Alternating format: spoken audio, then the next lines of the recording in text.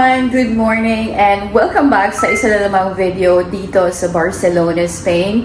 So ayan nga, today is Sunday and wala akong masyadong ganap ngayong morning. So gagamitin ko to actually for a reset. So yun yung gusto kong ipakita sa inyo kung paano ako nagre-reset tuwing Sunday. So usually Sunday ko siya ginagawa kasi 'di ba Monday is yung start ng trabaho. So Sunday for me is really just relaxing, parang gagawin mo na yung mga kailangan mong gawin para pagtapak ng Monday, ready ka na for another week. So yun yung gagawin natin, although maikli lang siya for today kasi mamayang hapon lalabas din ako to meet yung kaibigan ko. Kasi kailangan ko nang enjoy yung mga last few days ko dito sa Barcelona kasi malapit na akong bumalik na naman sa Montreal. Ang ganda-ganda ng weather. Ay, alam mo yun? Tapos sa Montreal, nag-snow na. Dito super ganda pa din talaga. So, pakita ko sa inyo. So, ayan o. Diba? Umaaraw pa talaga. Ayan. Oh my God, ang ganda, ang init. Hindi ko pa alam kung paano ko mali-let go itong weather na ito. So anyways, samahan niyo ako for a reset ngayong Sunday. And i-upload ko rin yung video na to on the same day. So thank you so much. So ayan, first order of business para magka-energy tayo gumawa ng kape. So cappuccino. Kasi muna ang ating uunahin. And ito talaga yung favorite ko dito. Yung cappuccino. Nabili ko lang yan sa Aldi. So, yung mga taga-Spain dyan or yung mga taga-Europe actually kasi nasa Aldi to. I highly recommend. Ito, super sarap. Ito, super dali na gumawa. So, ayan. Ito lang, kailangan madami kang ilalagay. Mga 4 scoops para malasahan natin siya ng bonggang-bongga. Tapos, saka na natin ilalagay ang ating hot water. Oh my God.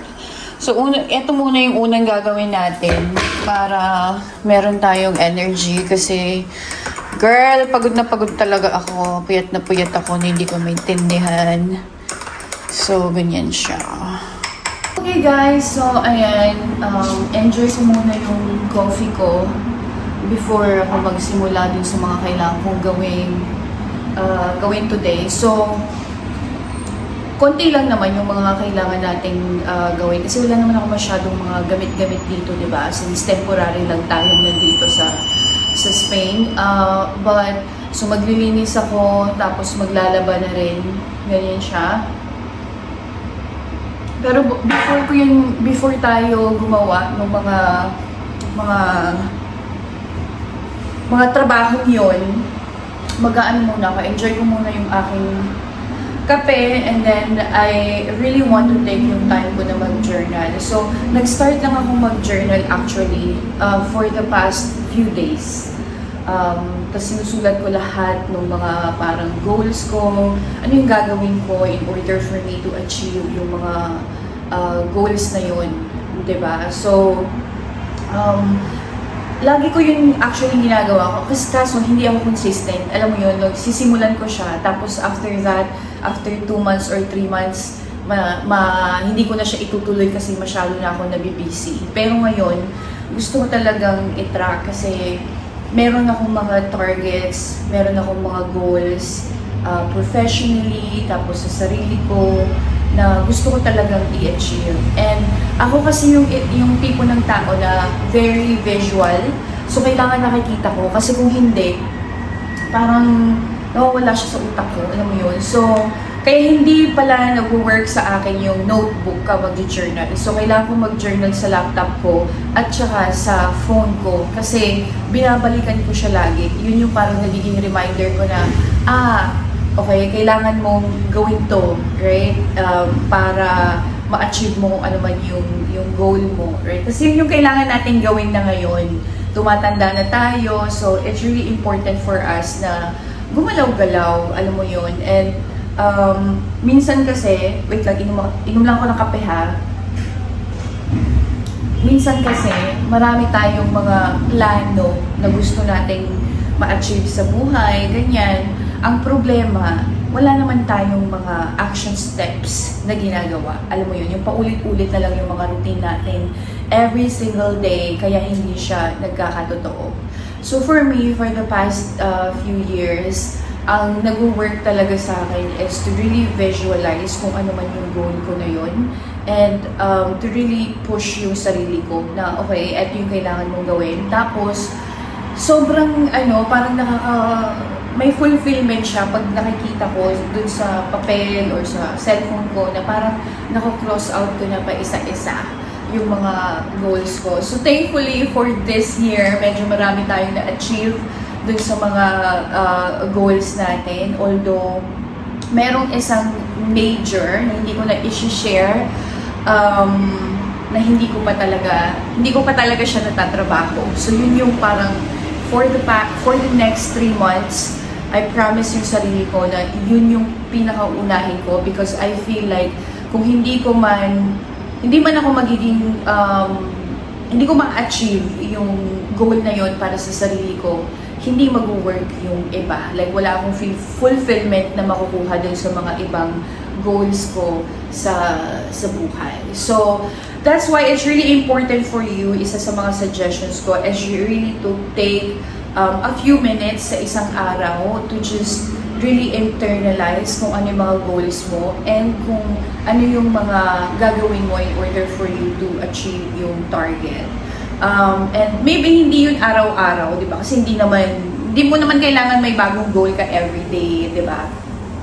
For me, for the past few days, in-start ko to na parang kahit 5-10 minutes, just to like really sit down and assess yung sarili ko, ano na yung progress ko, right? Dun sa isang bagay na yun. And then, I just really internalize na, nagpo-progress na ako, or kahapon medyo, nag-regress na naman ako kasi ganito yung ginawa ko.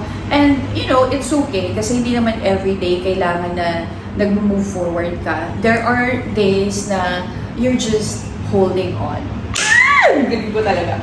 Anyway, so yun muna ang ating ganap. Mag-internalize muna tayo and then meditate ako ng mga a few minutes lang. And then, of course, ang isa sa mga pinaka-importante for the past few days for me is yung daily affirmation ko. So, yun muna ang gagawin natin. And kung wala kayong mga ganito, I highly recommend. Maraming mga resources online that you guys can read about. Depende sa kung ano yung ini-internalize nyo or parang minamanifest niyo sa buhay nyo ngayon. So, yes! Let's go! So yan guys, umpisahan muna natin ang ating paglilinis dito sa kitchen kasi masyado magulo. So yan, unahin ko na ang paghuhugas kasi girl, hindi pa ako naghuhugas.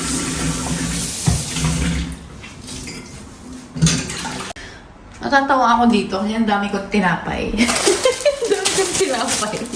So anyways, eto, kakabili ko lang ito kahapon. So, fresh pa to. So, lalagay natin yan. Yung iba, itatapon ko na kasi tagal na yan.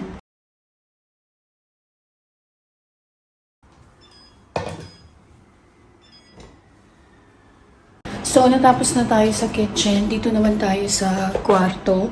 Mag-aayos. So, magulo po. Pasensya na, girls.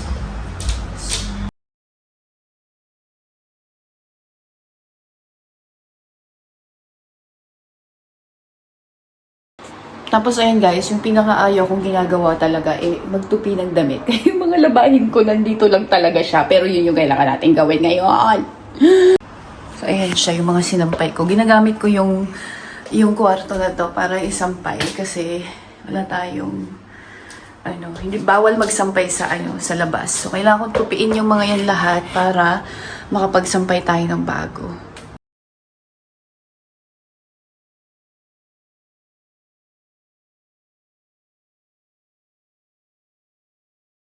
Pagod na ako. Ayoko na.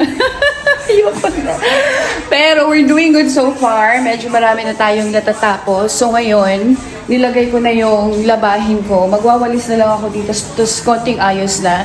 And then after that, tapos na tayo. So yeah!